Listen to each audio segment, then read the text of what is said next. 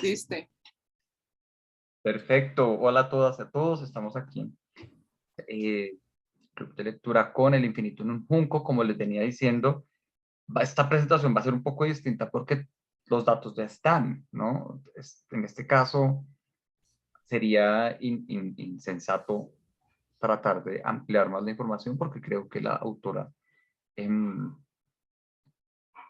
nos ofrece tantas cosas que el libro en sí es una gran fuente de conocimiento. En este caso no es a centrarnos solo en una historia cuyo contexto histórico nos ayuda a entenderla, sino ella misma nos provee el contexto histórico. Una historia sobre la historia, como dijo Julio César. Entonces,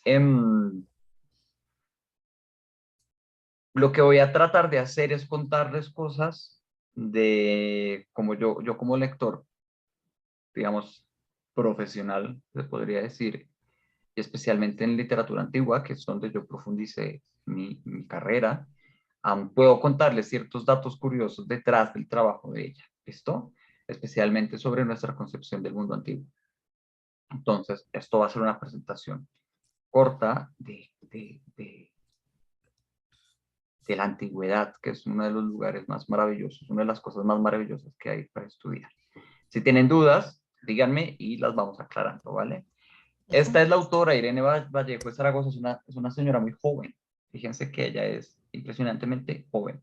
Es doctora en clásicos. Ahorita vamos a hablar qué quiere decir que uno sea doctor en clásicos de la Universidad de Zaragoza y trabaja ahí en España.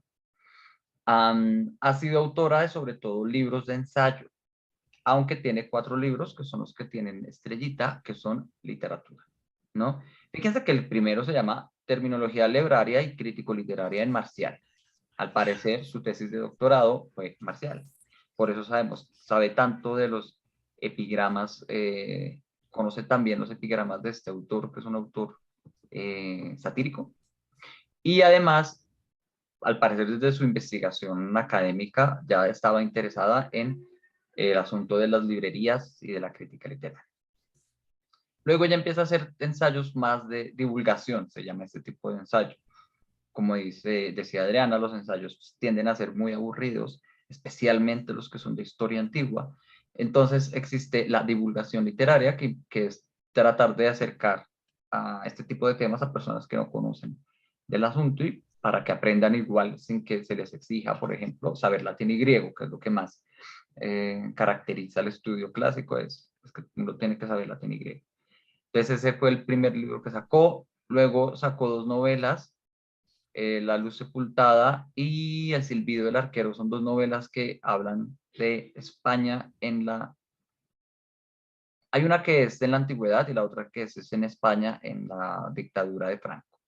Y tiene 2 textos infantiles, El inventor de viajes y La leyenda de las mareas más. ¿Listo? El infinito en un junco no es su último libro, el último es Manifiesto por la lectura, pero El infinito en un junco se volvió muy famoso porque ganó el Premio Nacional de Ensayo de España y tiene un premio de Aragón, que es como el máximo premio que le puede dar la comunidad autónoma donde ella nació. Um, es un gran ensayo y ella, pues, como nos compartió Claudia, no he podido escuchar, sigue hablando del libro, ¿no? Ese podcast del cual nos compartió Claudia la imagen debe ser una fuente de información una fuente de información más, podría decir uno, para saber ella cómo escribe el libro o cómo fue que llegó al proceso de escritura, qué la llevó a escribir eso y tal. ¿Listo? Sobre el libro, entonces El infinito es un ensayo que discute la Perdón, Álvaro, ella estuvo en el AI Festival de Cartagena en historia. enero. Ella estuvo en el AI Festival de Cartagena en enero, le dieron un premio. Es que esa fue mi sobrina que me contó que estaba ya ella. Haberla visto. Vamos a ver si está por ahí en internet su charla.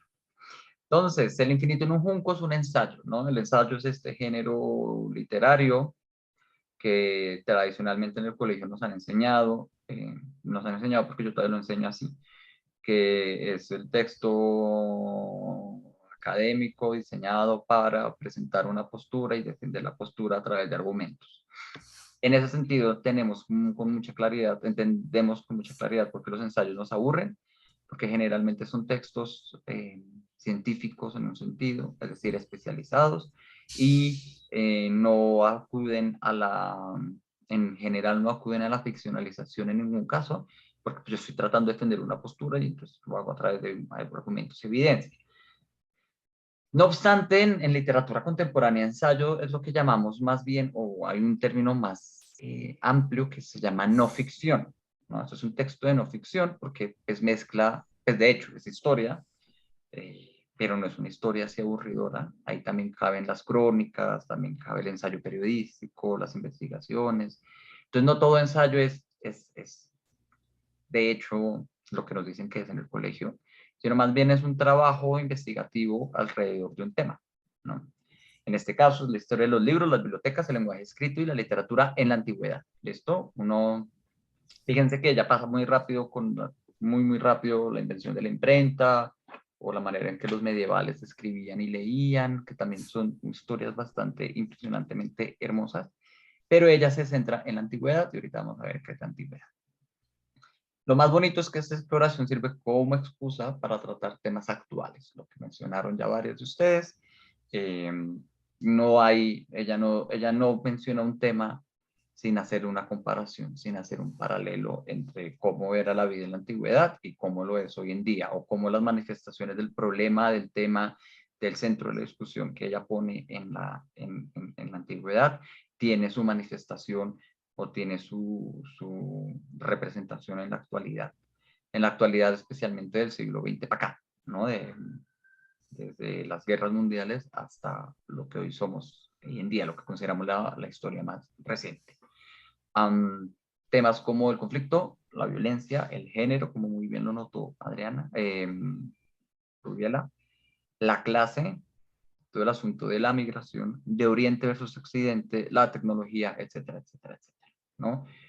Uno podría decir que además la gran conclusión o digamos el gran argumento que hay detrás de estos paralelos constantes es que nada ha cambiado, ¿no? De que seguimos siendo la misma gente. Que a pesar de que ha cambiado mucho, digamos, el formato del libro, el lenguaje, lo que queremos, lo que pensamos y tales, tenemos manifestaciones muy básicas de lo mismo. El deseo de la información, el miedo a la información, el control sobre la información, y que la historia se repite con sus peculiaridades, pero se repite. ¿Listo? Esto se enmarca en los estudios clásicos. Les digo que ella es doctora en estudios clásicos. Estudios clásicos es toda una disciplina, todo un mundo, sí, es un departamento. Las grandes universidades tienen departamentos de clásicos. De hecho, hay quienes consideran que las universidades son solo universidades y tienen estudios clásicos. Si no tienen estudios clásicos,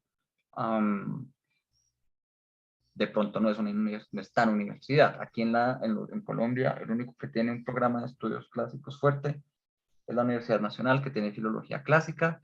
La Universidad de los Andes tiene una maestría en estudios clásicos. Y pues en general cada departamento de literatura y de filosofía y de historia debe tener algún experto en clásicos por ahí dando vueltas. La Sabana tiene, la Javeriana obviamente tiene porque tiene teología y entonces ahí tiene un montón de gente en clásicos. Entonces es un campo muy asociado al conocimiento. Es quizá la rama más tradicional, tan tradicional que además la estudia generalmente la gente muy rica, ¿no? Como ella demuestra que lo clásico es clasista, porque el mismo nombre de lo clásico se refiere a cierto tipo de clase social, pues tradicionalmente se ha identificado así. No sé quién de ustedes ha estudiado latín y griego, pero los grandes colegios más tradicionales, como los Reyes Católicos, que es el colegio español, o el italiano, o el alemán, el gimnasio andino, todos esos sí tienen latín y griego porque además en Europa es considerado parte fundamental de la enseñanza primaria y secundaria el acercamiento a los clásicos, ¿no? Entonces es una cosa supremamente tradicional, tienden a hacer este tipo de estudios además supremamente conservadores, muy masculinos en cierto sentido, es decir, son puros señores viejitos hablando sobre Platón y Aristóteles más que todo y discutiendo un montón de cosas, hablando en griego y en latín. Cuando uno va a una conferencia de clásicos. Yo he ido a muchas porque, pues les digo, hice mi pregrado, ambos pregrados los hice en clásicos. Em, pues son unos mamotretos de gente leyendo en latín ahí frente a uno. Entonces tiende a ser un área muy aburrida. Y esta mujer lo que hace es impresionante. Lo vuelve un área completamente entendible, sin la necesidad de uno sin la necesidad de erudición, sin ser eruditos. Ella logra uno transportarle ese mundo y eso me parece fantástico porque a mí me gusta el mundo clásico mucho, no por lo erudito, sino por lo fantástico que puede llegar a ser. Le decía yo esta mañana a mi roomie que este libro me gustó mucho porque expone precisamente lo que a mí me gusta del mundo clásico y es que es un invento. Si hay algo que nos hemos inventado como humanidad es el mundo antiguo, porque como muy bien lo demuestra ella, muy claramente con datos, con cifras, con comparaciones que nos ayudan a entender, del mundo clásico conservamos muy poco, realmente muy poco. Por ejemplo, las obras de teatro clásico, yo me las leí para mi tesis y me las leí en 2 meses. Todo el mundo antiguo que tanto ama el teatro clásico se puede leer uno se concentra en un solo mes. Y entonces, alrededor de tan poca evidencia, además de con el arte que tenemos y con todas las investigaciones arqueológicas que hay, hemos como sociedad occidental construido un relato de quiénes somos a partir de imaginarnos quién fue esta gente que se pensó estas cosas. Entonces los estudios clásicos son un espacio muy bonito para la creatividad, aunque digamos que la academia más erudita tiende a ser demasiado conservadora, como les decía. Entonces ella se sale mucho de esa forma de enseñar los clásicos y se me hace maravilloso. Creo que este libro lo deberían poner, algunas partes deberían ponerlos en el estudio de los colegios, creo yo. Justo estaba pensando qué apartados me pueden servir a mí para mis clases de historia. Se llaman estudios clásicos y se refieren a lo que teóricamente o temporalmente llamamos la antigüedad. La antigüedad es ese periodo que va desde el 9000 antes de Cristo, que el 9000 antes de Cristo es lo que que llamamos la revolución neolítica. La revolución neolítica es el paso de poblaciones nómadas a poblaciones sedentarias con el dominio de la agricultura en los principales ríos en Asia, en Europa y en América, ¿no? Hasta el 476 antes de Cristo, ¿no? Son 9500 años que se estudian en 9500 años, o sea, es quizá el periodo histórico más largo que tenemos, porque de ahí en adelante todos los periodos vienen a ser casi que por siglos. Uno estudia el mundo casi que por siglos. 476 antes de Cristo es una fecha supremamente específica porque ahí es cuando cae el Imperio Romano de Occidente. Ahí es cuando cae Roma ante los bárbaros europeos, ante los germanos y los galos.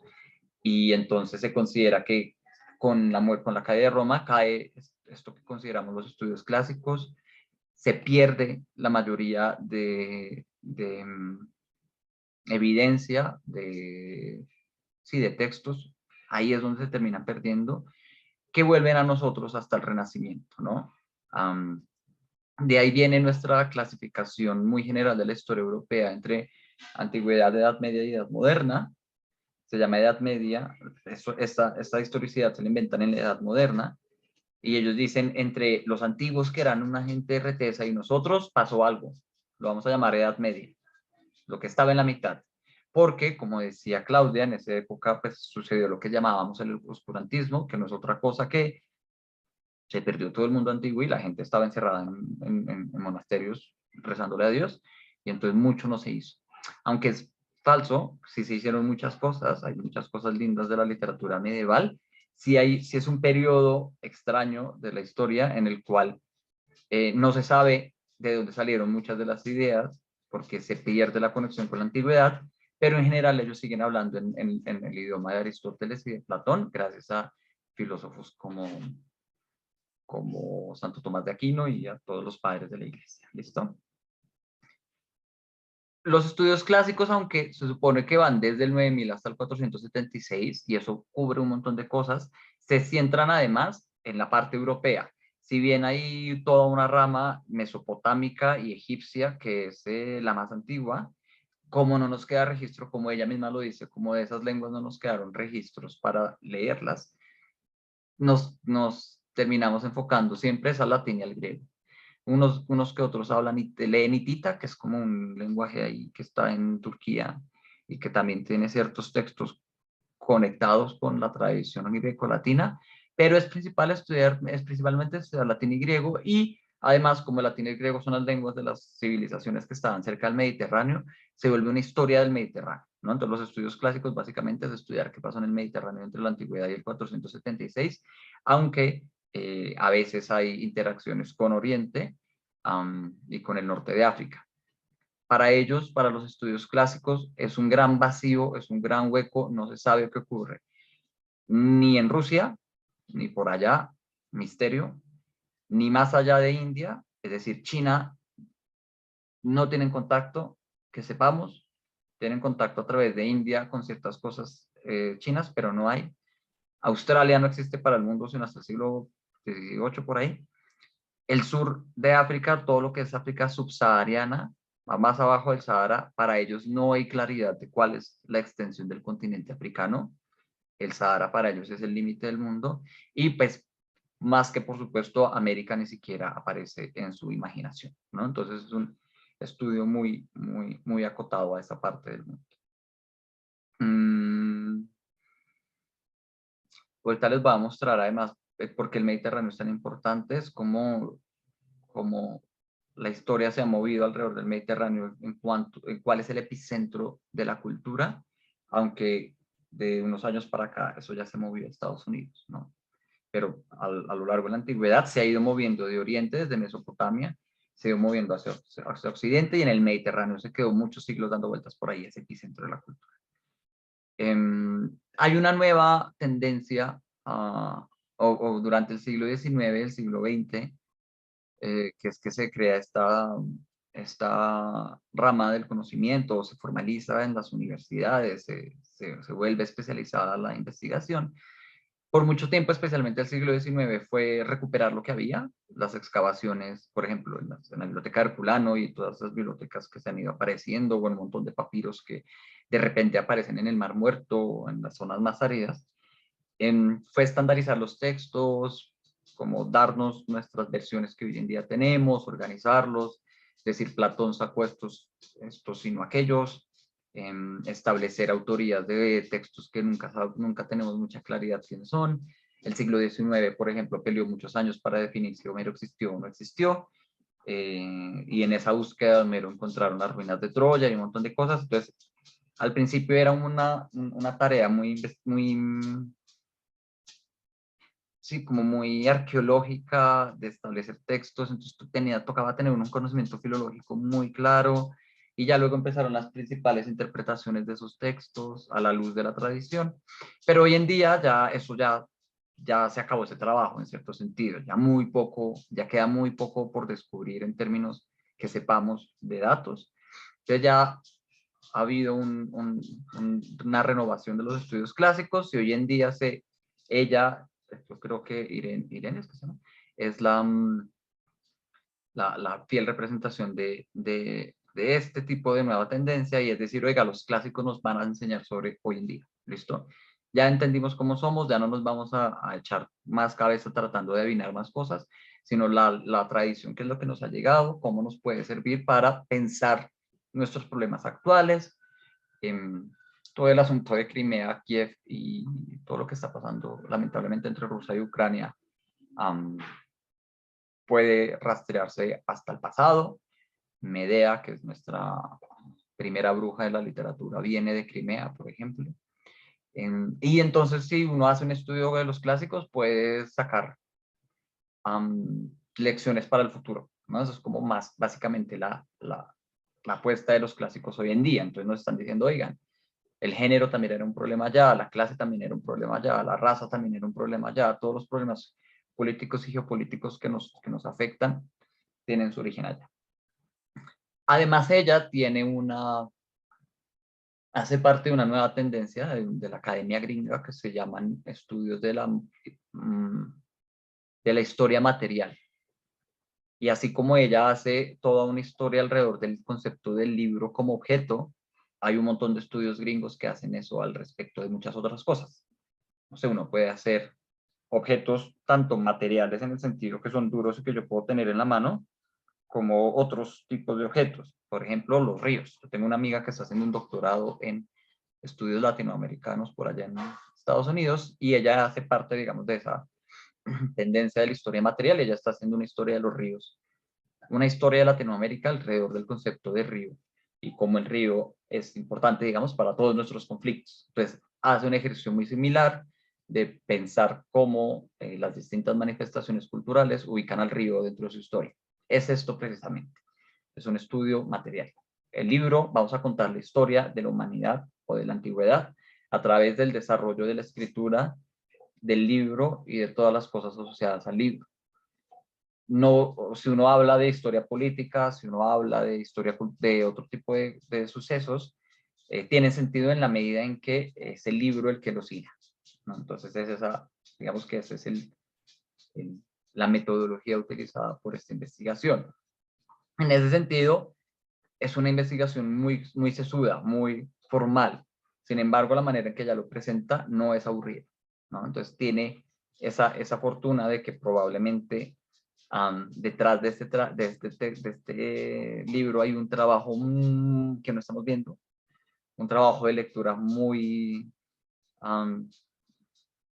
serio, muy sobrio, muy aburrido, y sí, como una idea que atraviesa todas las lecturas que ella tiene, que podría ser una tesis bastante aburrida.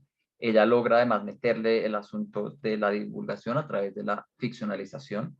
Se nos pone a imaginar cómo sería, y a la vez a través de la experiencia propia, ¿no? Eso lo vamos a hablar al final, de cómo todo termina apelando al lector y apelándola a ella como lectora, más que como escritora. Entonces, pues ahí tiene la manera en que hace ese quiebre de una investigación erudita y que puede ser muy aburrida a un texto de divulgación que puede ser mucho más legible y que por lo tanto transmite mejor la información.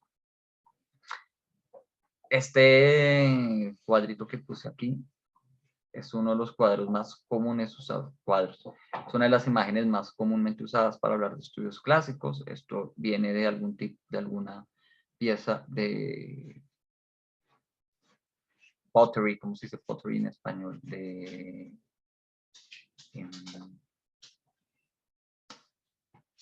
Bueno, de trabajo. De arte en vasijas. Esto, de arte en vasijas, es una vasija griega que representa la escena, una de las escenas más importantes del mundo clásico, y es cuando Edipo llega a Tebas a hablar con la Esfinge, y la Esfinge le dice que si no resuelve su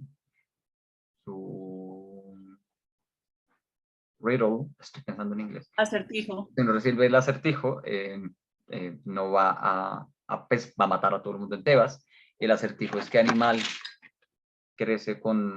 nace en 4 patas, cuando es adulto camina en 2 y cuando está viejo camina en 3.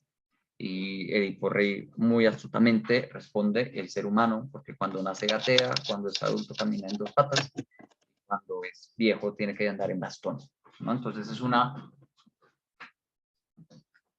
aunque se me está descargando el computador, es una representación de un momento cultural importante para la literatura griega, porque pues habla del genio que tuvo Edipo Rey para vencer a este ser mítico malvado que se está matando a todo el mundo.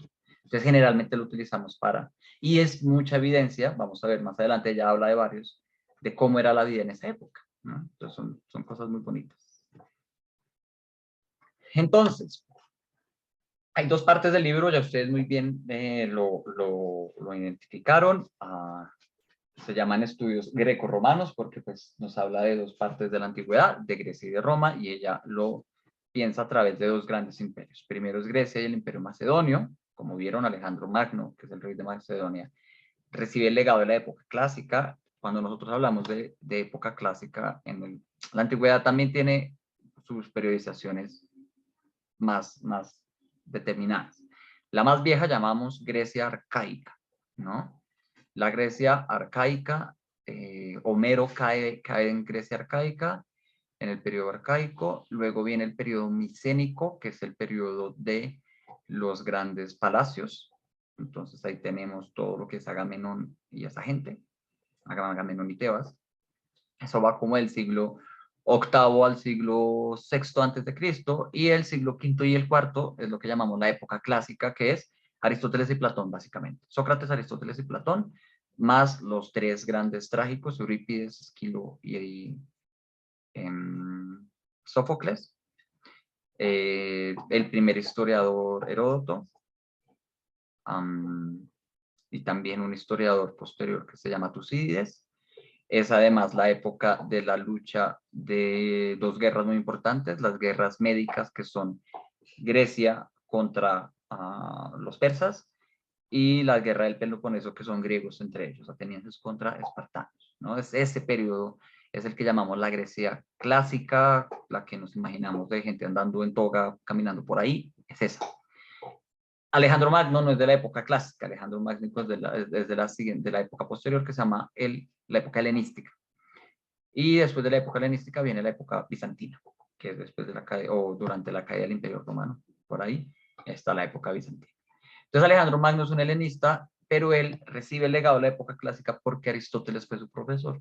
Y además, entonces él lo que hace es exportar la cultura al mundo antiguo, y entonces se llama el periodo helénico, ¿no? Periodo helénico o periodo panhelénico. Helénico se refiere a que en griego, Grecia, en griego se dice Helade, entonces helénico se refiere a lo griego, ¿listo? Y luego nos habla del Imperio Romano, que es como Julio César, que fue más asesinado por los senadores, y su hijo Augusto, que fue el primer emperador romano para el 27 antes de Cristo, transforman la república incipiente que era Roma, que era una institución muy democrática, podríamos decir hoy en día, muy democrática, por lo menos tenía un montón de participación de distintos niveles del gobierno, de los ciudadanos. Ya ustedes vieron todo el asunto de la ciudadanía romana. Lo vuelven en un imperio, lo vuelven en un proyecto expansionista claro, con una fuerte influencia militar. El emperador es la cabeza de los militares, y que lo que hicieron fue, de nuevo, agarrar su cultura y, como Alejandro Magno, regarla por todo el Mediterráneo, con el problema de la falta de originalidad, en cuanto que los romanos copiaron todos los griegos, ¿no? Entonces, esas son las dos dualidades de Grecia y de Roma. Generalmente las estudiamos a la par. Generalmente estudiamos Grecia a través de Roma. Mucha de la comedia antigua, por ejemplo, la conocemos es en su versión romana, no es su versión griega. Entonces, mucho de lo que sabemos de Grecia, además, lo conocemos por la fotocopia romana y no por el original griego.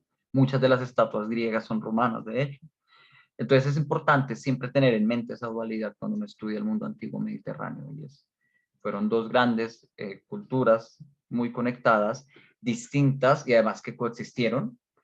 Como vieron, en un momento los grandes sabios griegos se vuelven esclavos romanos, y es gracias a ellos que la cultura romana logra integrar a los griegos.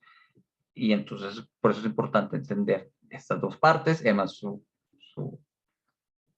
el libro mismo está dividido en los dos. Ese es el Imperio Macedonio, ese es el Imperio de Alejandro Magno. Fíjense que esto es Italia y este es el Mediterráneo, este es el norte de África. El Imperio Macedonio fue mucho más oriental que occidental, en la medida en que fue mucho más asiático que europeo. De Europa solo tenía Grecia, de lo que hoy llamamos en Europa. De resto tenía todo lo que es Turquía, el Medio Oriente, Egipto, obviamente, el norte de África. Aquí está Alejandría. Todo lo que era el mundo persa en ese momento, ellos le ganan a los persas y los dominan. Fíjense que está Persia y llega hasta India. ¿Listo? Alejandro Magno hizo esto con apenas 30 y pico años de edad y se muere devolviéndose. Ellos lograron tener contacto con los hindúes. De hecho, hay registros de unas cosas que ellos llamaban los gimnosofistas, que traduce los filósofos desnudos, y más o menos les enseñan yoga. Ya hay registros del yoga en el mundo antiguo, de los filósofos que viajaron con Alejandro Magno. Con Alejandro Magno viajaban filósofos y conocieron todo ese tipo de tradiciones, ¿no? Entonces, Oriente para ese entonces no era árabe, ¿no? No era musulmán en nuestro sentido de árabe. Hoy en día todos esos son estados musulmanes, pero en su época eran más bien persas, quiere decir zoroastristas, hindúes y todo lo que hay aquí, que son los kurdos y un montón de pueblos, los armenios y un montón de pueblos mesopotámicos, de los cuales no tenemos mucho más registro que lo que Alejandro logró reunir. Fíjense que Roma, Italia y el lado occidental no se toca, aunque en esta parte sur de Italia había colonias griegas, ¿no? Esto se llamaba la Magna Grecia, se refiere cuando incluye Italia. Entonces toda esta costa, porque estaba cerca, tiene colonias griegas, pero nunca fueron parte del imperio. Esto sucedió entre el 334 y el 323 a.C. En una sola década, Alejandro Magno logra integrar a toda esta gente, y como demuestra ella, esa integración implica conocerlos un poco, entender qué es lo que sucede. Hoy en día hay muchas ruinas antiguas de ese momento en todo este lugar, pero que son poco conocidas en la medida en que es un mundo musulmán, es un mundo árabe, es un mundo del Islam, entonces es muy difícil acceder y no hay como un turismo tan claro, porque además pues son en conflicto hoy en día, ¿no? Pakistán, Irán, Afganistán, Irak, Siria, está por acá. Entonces pues, y ahora tenemos el conflicto aquí arribita con Ucrania, entonces toda esta zona, como ella dice, hay zonas que tienen la mala suerte de siempre recibir los embates de la historia una y otra vez, pues es esta. Por alguna razón esta zona ha generado en la historia de la humanidad, por lo menos indoasiática, indoeuropea, digo, o sea, desde India hasta Europa, ha sido una zona de conflicto muy, muy grande desde entonces. Por el otro lado tenemos el Imperio Romano. Esta es la máxima extensión que alcanza el Imperio Romano, con Trajano, que es el que más territorios conquista. Fíjense que otra vez tenemos a Grecia en el medio, ya ellos no se fueron tan allá, ellos solo quedaron Armenia y Mesopotamia, sí tomaron la parte del Oriente Medio, donde está Jerusalén, donde está Israel, donde está Palestina, y Egipto y el norte de África. ¿Listo? Alejandría queda acá, al ladito del delta del río Nilo. Si se fijan, además se movió, como les digo, un poquito más al occidente, el centro, Roma está en la mitad, y pues ellos lograron conquistar toda la península ibérica, todo lo que consideramos hoy Francia, los Pirineos, ¿no? Donde está Suiza y todo esto, los Balcanes, la península de Anatolia, que es Turquía, y ellos lograron llegar hasta Inglaterra, ¿no? Así de grandes era su imperio, y además todo esto que hay acá eran muros. Ellos tenían los límites muy claros con sus muros. Entonces uno todavía encuentra, y es así se visitan con mucha facilidad, restos de los muros romanos en Inglaterra. Ellos empiezan además como un pequeño pueblito en Roma, y a punta de salir y matar, salir y conquistar, salir y dominar nuevos territorios, fueron ampliando y ampliando y ampliando. En ese sentido es que son tan imperiales. Es muy importante ver que ella, o me parece relevante notar cómo ella asocia la lectura al imperio, porque una de sus grandes tesis que hay detrás, o uno de los grandes temas que ella recurre, es cómo la escritura está asociada al poder. La escritura me da poder. Y una buena manera de mostrar que yo tengo poder es a través de la cultura. La cultura y el poder siempre han estado de la mano. La gente con plata es la gente culta.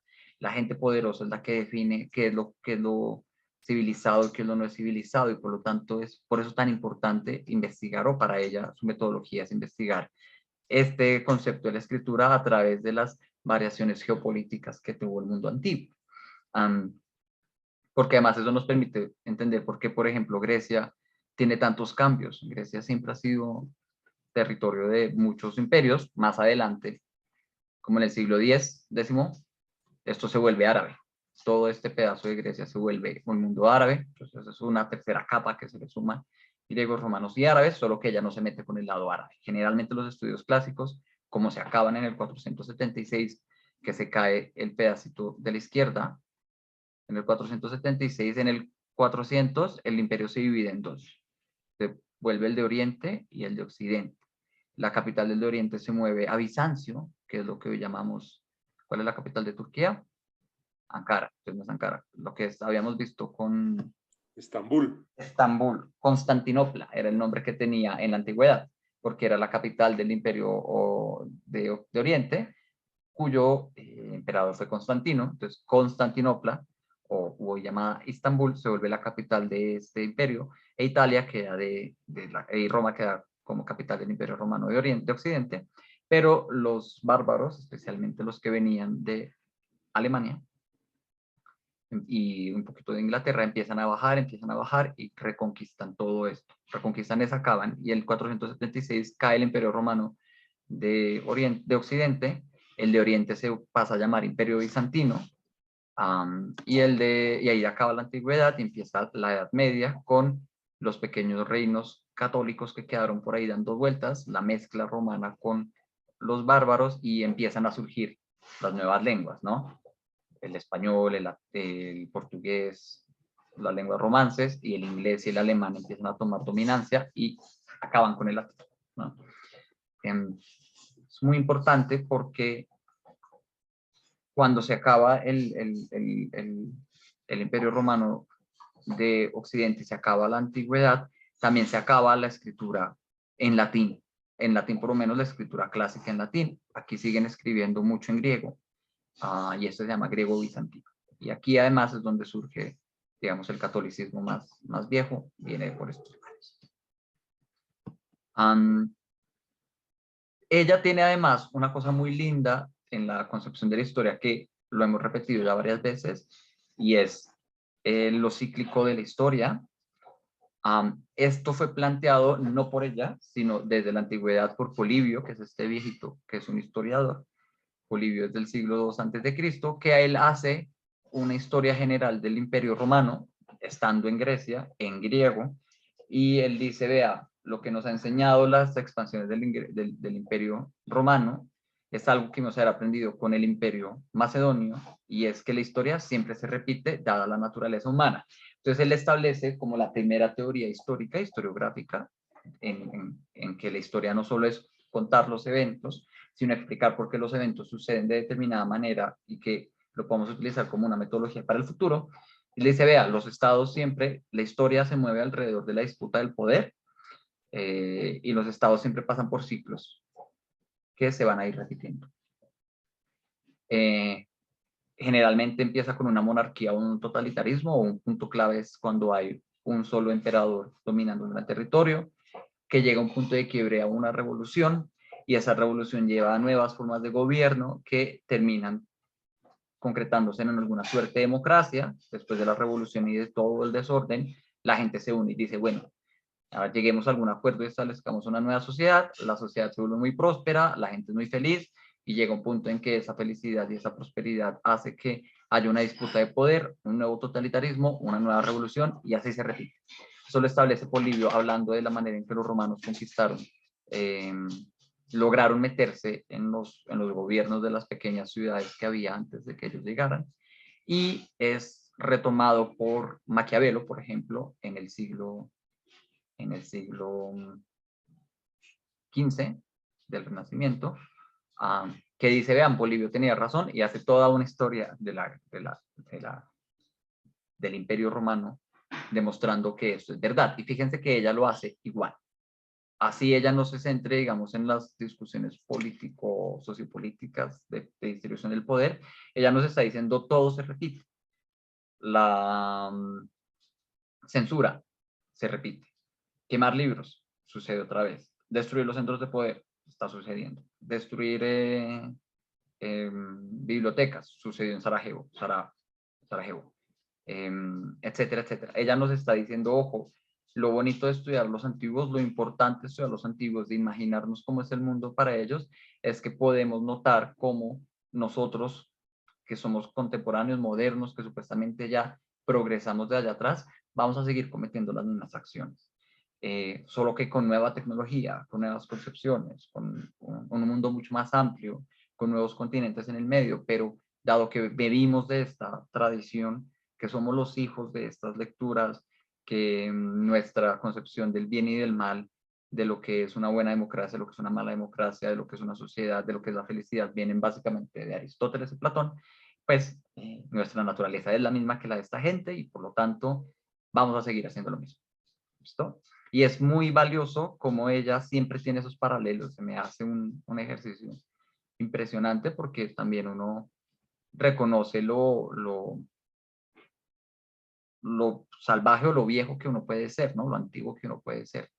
En la medida en que uno no es muy distinto a esta gente y que la humanidad siempre ha sido la misma, ¿no? Que por muchas ideas de progreso que tengamos y muchos progresos que hayamos tenido, lo bonito del estudio de la antigüedad está en precisamente reflejarse en esas cosas. Otro tema que ella trata muy chévere y que quizá es su propaganda, digamos que es muy política para este momento en el que estamos, aunque no lo dice explícitamente, es todo el asunto de Oriente y Occidente. Fíjense que, como les decíamos, hay un movimiento del epicentro de la cultura de ese Oriente, de esa Turquía, de ahí donde está Troya y Grecia, que se ha ido moviendo más hacia el Occidente porque en el Oriente están pasando cosas raras, ¿no? Y la cultura europea siempre se ha considerado el centro como de la civilización. Lo que es cultura es lo griego y lo romano. Entonces ella hace todo un análisis de cómo esa idea de lo que es lo verdaderamente civilizado, lo verdaderamente desarrollado, se ha transformado, pero sigue vigente. Entonces antes era nosotros contra los persas, ahora somos nosotros contra los árabes. ¿Sí? Y hoy en día somos nosotros, luego en el siglo XX fuimos nosotros contra los comunistas y ahora somos nosotros contra los rusos. Y fíjense que eso se repite una y otra vez. Después de que el foco se mueve a Europa, el siguiente gran centro de la distinción Oriente-Occidente es después de la Segunda Guerra Mundial, Berlín, porque se divide literal con un muro, Berlín de Oriental y Berlín Occidental. Al occidente está la democracia y el capitalismo, al oriente está el totalitarismo y el comunismo, que se supone que lo habíamos resuelto con, con, la, con el fin de la Guerra Fría, pero que, digamos, el conflicto contemporáneo entre Ucrania y Rusia es precisamente eso. Después de que cae el muro de Berlín y los aliados o Estados Unidos empieza a tomar control de Europa Oriental, empieza a anexar países y países a la OTAN, que es esta como sociedad europea y norteamericana de guerra, o como alianza de guerra.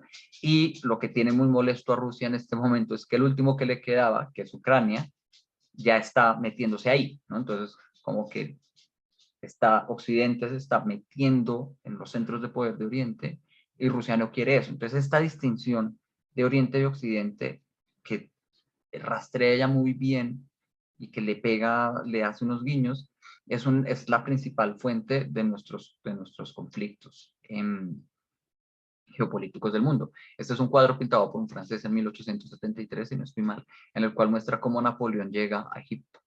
Fíjense que Napoleón fue otro que quiso otra vez generar un imperio completo de toda Europa y su gran problema siempre fue Oriente. Napoleón pierde contra Rusia de la misma manera que Hitler pierde contra Rusia y en ese borde ahí, en este pedazo del mapa, venga, se los muestro otra vez. En este pedazo, acá es donde generalmente siempre hay un conflicto, aquí es donde se están encontrando estas dos fuerzas que no nos han permitido, digamos, una resolución pacífica de los problemas. Y ella habla no solo de ese problema, sino, por ejemplo, del colonialismo, de la tendencia europea a, así como hizo Alejandro Magno y así como hizo el Imperio Romano, así lo seguimos haciendo Por un momento el foco estuvo en España, precisamente porque fueron dueños de este pedazo de Occidente. Inglaterra luego fue el centro del principal imperio cuando tenía media África, India, Australia bajo su poder. Entonces habla de cómo hay una tendencia europea hacia generar colonias, hacia dominar el mundo, hacia exportar constantemente su cultura y establecerla. Ella habla en una parte muy de cómo en el imperio lo que acogía, lo que hacía que todo el mundo fuera griego era que leían a la misma gente, ¿no? Que lo griego no está en el aspecto físico, ni siquiera en los mismos valores, sino en leer a Homero y a Platón y Aristóteles. Y que entonces había pequeñas escuelitas en todas las partes del gobierno, del imperio, en las cuales uno podía refugiarse y sentirse full griego porque uno tenía la posibilidad de estudiar eso. Y uno se pone a pensar hoy en día, eso es lo mismo que hacen los colegios aquí. Entonces el colegio alemán es la manera en que los alemanes que viven en este lado del mundo pueden seguir en contacto con su lengua, aprender historia y aprender alemán. El italiano, lo mismo. El francés, lo mismo.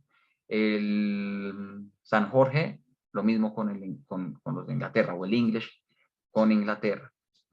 ¿Cuál otro colegio internacional hay por acá? El hebreo con el mundo judío, etcétera, ¿no? Tenemos todavía, hoy en día, en este lado del mundo, esas pequeñas formas de la colonización en las cuales la cultura europea se nos mantiene vigente para quienes se consideran muy europeos. Y eso ha sido un proyecto que viene desde la antigüedad y que se hizo a través de la lectura, que se hizo a través de enseñar latín y griego. Yo sé latín y griego, por ejemplo, y lo que no tengo nada que ver al respecto, o sea, que no vengo de España, que no tengo como parte de mi formación como filósofo, se me exige saber latín o griego, yo decidí aprender ambos. Pero fíjense que eso es una manera muy todavía colonial, por decirlo, de decir lo valioso se aprende a través de esta lengua. Incluso, así hables inglés, español, tienes que en algún momento leer a Platón en su original, leer a Homero en el original, leer a Horacio en el original, porque eso te va a dar un acceso directo a esa cultura primordial que es la cultura antigua. Entonces ella hace una crítica fuerte al colonialismo, porque nos demuestra también que esa supremacía europea, que esa exotización de Oriente, que ese misterio que nos genera Oriente, no se hace realmente desde el conocimiento ni desde la astucia, sino que se hace con la crueldad y con la barbarie más absurda del mundo, que aunque Occidente siempre se ha establecido como el principio organizador de la paz y de lo que es racional, lo ha hecho con mucha violencia. Entonces ella lanza pequeños guiños con la situación migrante, ella le dice, vea, fíjense que en la antigüedad los brutos éramos nosotros los europeos, la gente inteligente eran los persas, era en África, es en África donde está la principal biblioteca del mundo, nunca es en Europa. Entonces ya le está diciendo, ojo que es una narrativa que nos hemos creado como cultura. Los que han hecho estudios clásicos, el estudio de los clásicos ha, de hecho, sido una de las principales formas de imposición cultural, ¿no? Que ha sido maravilloso, que somos el resultado de eso, que no podemos renegar de nuestra cultura grecolatina, ciertamente no, pero que tampoco es pues esta máquina pacífica de volver a todo el mundo gente racional, sino que se ha hecho con estrategias y con formas muy violentas. Fíjense cómo ha sido la intervención gringa frente a los estados musulmanes, con el objetivo de decir que vamos a llevar la civilización y que vamos a llevar como las libertades individuales, que es lo que más queremos hoy en día, se ha hecho a su vez de una forma muy violenta, a punta de bombardeos y de guerras, que responde, así como decía en la imagen anterior, responde a esta idea de que la historia siempre se va a seguir repitiendo.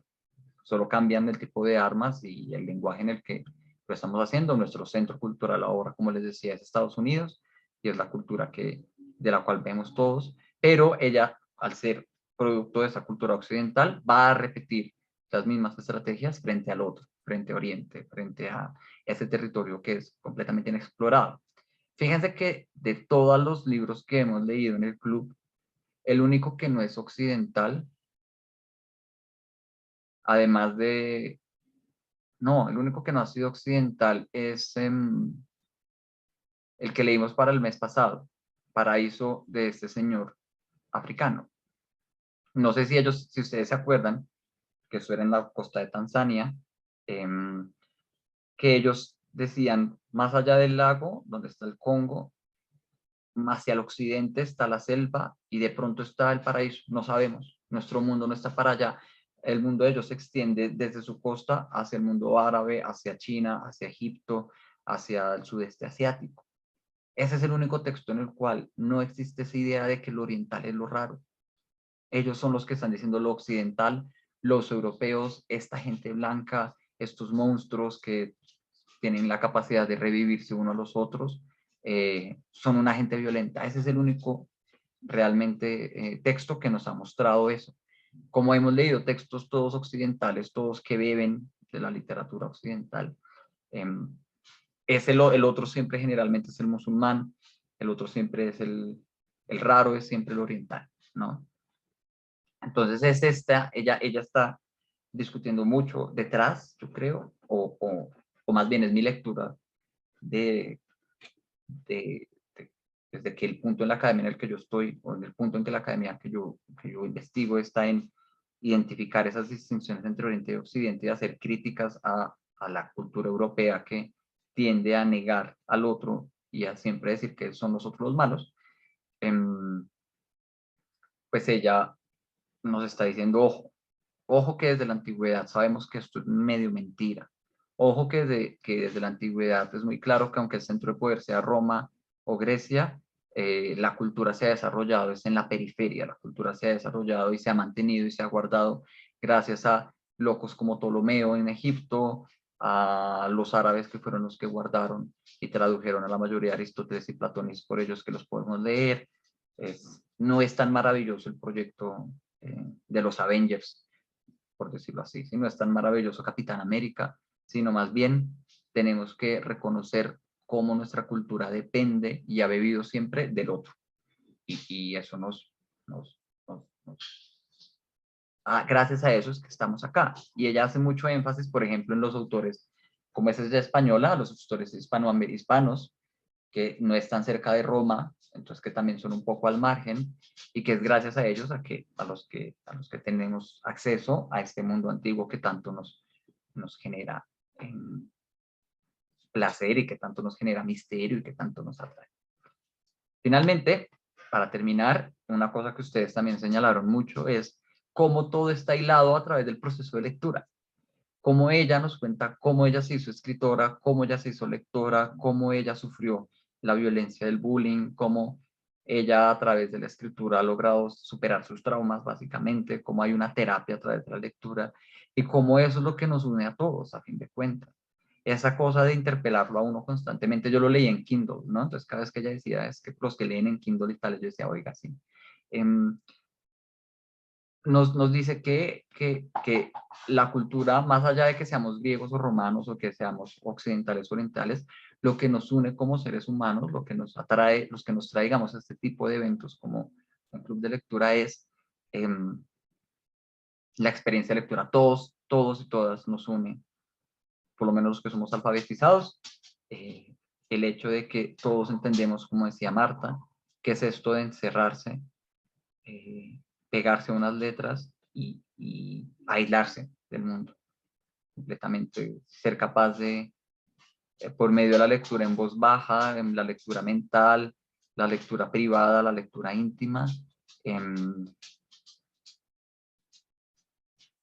transportarnos y conectarnos con otros mundos, conectarnos con otra gente, identificarnos en otras experiencias, sentirnos tristes, felices, humillados, molestos, emocionados a través de ese proceso tan íntimo, ¿no? Que es básicamente como la definición de humanidad, de historia. La historia surge con el surgimiento de la letra escrita y es como lo que nos hace a nosotros, lo que nos hace tan particularmente nuestra sociedad es que somos una sociedad basada en la lectura y que por mucho que cambien los formatos, que ahora nuestras lecturas sean de otro tipo, que leamos cosas más gráficas en redes sociales, que nuestras grandes historias ya no nos las cuenten los libros, sino las películas, así haya cambiado el formato de narración, es la la cercanía, la posibilidad de narrarnos nuestra historia y de narrar la historia ajena y de narrar nuestra vida, la que nos hace humanos. Entonces, por esto, como decía Julio César, esto es como una historia de la historia, o una historia de la humanidad a través del proceso quizá más humano que tenemos, que es la posibilidad de imaginar nosotros realidades a través de la lengua escrita y de la lengua hablada y de todas sus manifestaciones. Eso era lo que les quería hablar. Espero que les haya llamado la atención el estudio de los clásicos, a pesar de que es una cosa muy aburrida, puede llegar a ser una cosa muy aburrida, es maravilloso. Y muchas gracias a Claudia por esta recomendación. No sé si quieran decir algo en este momento. O pasamos a la elección del próximo texto. Álvaro, esta mañana. Dale, Willy.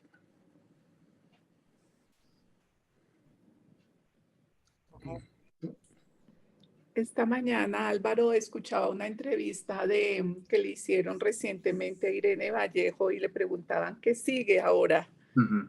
¿No? Siempre esa pregunta que está ahí luego de un gran libro como este, y ella decía que ella había escrito la tercera parte. El libro tiene 2 partes, pero que ella en su manuscrito, cuando lo pasó a la editorial, tenía la tercera parte que tenía que ver con todo ese aporte de la cultura oriental e incluso de la cultura latinoamericana. Uh-huh. Pero el editor, la editorial, la quiso centrar en esa parte que tú nos dices medieval, ¿no? Esa parte del Mediterráneo. Uh-huh. Entonces, y toda esa parte pues antigua que tú nos muestras aquí, grecorromana, entonces se desechó la tercera parte que ella ya la tiene escrita. Entonces, dice que ahí hay un germen, algo que a partir de todo este boom, ella pues va a coger ahí y seguir, no sé si será una segunda parte o algo, pero ella ya tiene escrito ese aporte de esas otras, de esos otros territorios que la editorial le dijo, no, Sí, en ven, la este no, editorial, en la este no editorial van. es clásica, la editorial es grecorromana, la Exacto, editorial es europea seguramente. Pero qué bien, qué chévere que esté ya eso, qué sí, emoción, ojalá salga pronto. sí. Y lo otro que decía es que definitivamente ella quiere es escribir novela. Tal vez por lo que tú nos decías al comienzo, que pues hizo su tesis doctoral y demás en esto de los clásicos, pero ella dice, tengo 2 novelas escritas y yo a lo que me quiero dedicar es a escribir novela. Entonces, pues quería como contarles esa parte de la entrevista que me pareció bien, bien linda y fíjate que ella no fue ajena al marketing editorial, ¿no? Uh-huh. Sí, también parte de la historia del libro, y yo Sí. creo que como en la antigüedad no había mundo editorial, está en ver cómo en las dinámicas modernas las editoriales definen muchas cosas. Uh-huh. Hoy en día no somos solo los lectores y escritores, sino son los editores los que definimos más, los que definen nuestras lecturas, son los editores los que nos dicen qué es bueno y qué es malo. Y eso es un tercer actor muy importante en la modernidad. Así es. ¿Me vas a comentar algo, Dani? Es que una parte que me llamó la atención de este libro tan bueno es que cuando salió la escritura tuvo muchísima oposición porque antes era la oralidad. Uh-huh. Entonces se grababan todos los libros y tenía que ir a exponer. Ya al dejar de memorizarse todo un libro, quedó más fácil que era llevar el libro y leerlo. Uh-huh. Escribirlo, leerlo. Entonces el otro decía, bueno, pero ya no vas a tener que utilizar el cerebro porque ya no vas a pensar, lo vas a dejar solo por una lectura.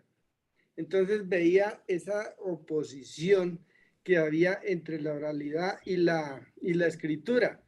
Y lo discutían, me acuerdo que decía que debajo de unas matas de plátano, algo así, creo que era Sócrates y otros, y discutían muchísimo, bueno, y qué tiene de bueno y qué tiene de malo.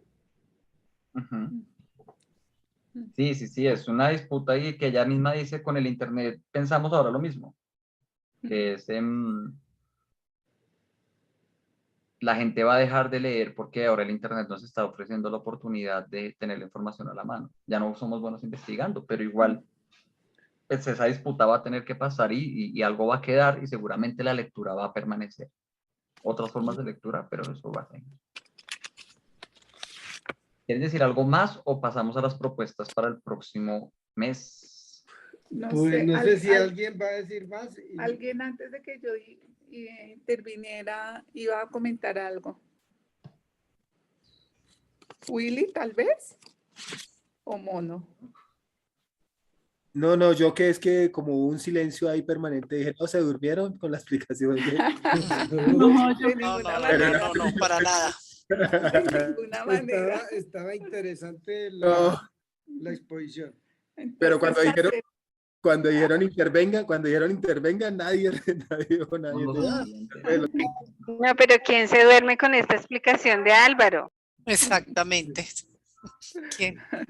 Bueno, yo creo que continuemos entonces con la selección del libro. Perfecto. sí, ¿qué Listo, propuesta quiero- nos traes?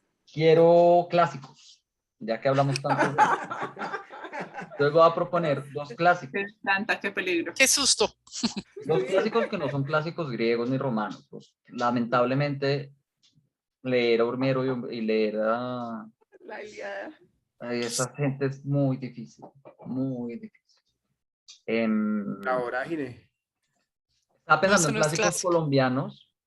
La vorágine puede ser, pero estaba pensando en 100 años de soledad. ¿Nos metemos con 100 años de soledad?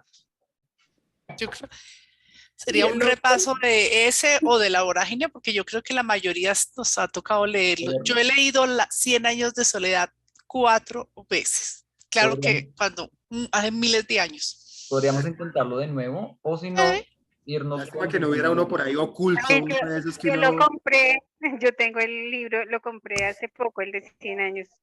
Sería chévere. Mira, Álvaro, yo te cuento, cuando estaba en cuarto bachillerato, la profesora de literatura ella trabajaba en Caro y Cuervo y nos ponía a leer ese libro y nos hizo comprar un libro que se llamaba Análisis a 100 años eso fue como en 1973 por ahí. Hace años, pero bien interesante es ese libro. ¿Qué? ¿Nos atrevemos por 100 años de soledad o por la vorágine? No sé, pues voten a ver qué El decimos. otro es la vorágine, la otra propuesta tuya es la vorágine. O Álvaro. Virginia Woolf. No sé por qué me acordé de Virginia Woolf. Está en el libro. Es una escritora clásica, es un clásico inglés, pero es del siglo XX, entre guerras, y es un poquito experimental. No sé. Bueno, La vorágine es cortico. Por ejemplo, como para que todos los que no les gusta tan largo, es facilísimo de leer. Póngale el nombre. Sarah Wilson. Ojo, Lo dijo Álvaro. Willy. No, no, ¿qué tal? Ya, facilísimo de leer. Además, ese libro, pues es como muy chévere, una historia, así como la que dice la nana que no le gusta que cuenten. Es una historia chévere. Pues, Violenta, de violencia, de la época del caucho, del sometimiento sexual de las mujeres, de robarle todo a los indígenas, lo mismo. ¿qué sucedió? Sí. Bueno, pues votemos entonces, Álvaro. Vorágine o 100 años de soledad. Quedémonos en los clásicos colombianos. ¿Listo? A ver. Empecemos por Marta. yo 100 No, años. no, ya empezaron Ah, por Willy. Bueno, Willy. ¿Cuál voy a votar yo? Ya dijeron, La vorágine. estoy estigmatizado. La vorágine. ¿Cuántos votos son contigo en la vorágine? Sí, sí, Marce es que está un poquito aquí adolorida en la cabeza, pero 2. 2. El de Listo. Marce va por la vorágine. Marta.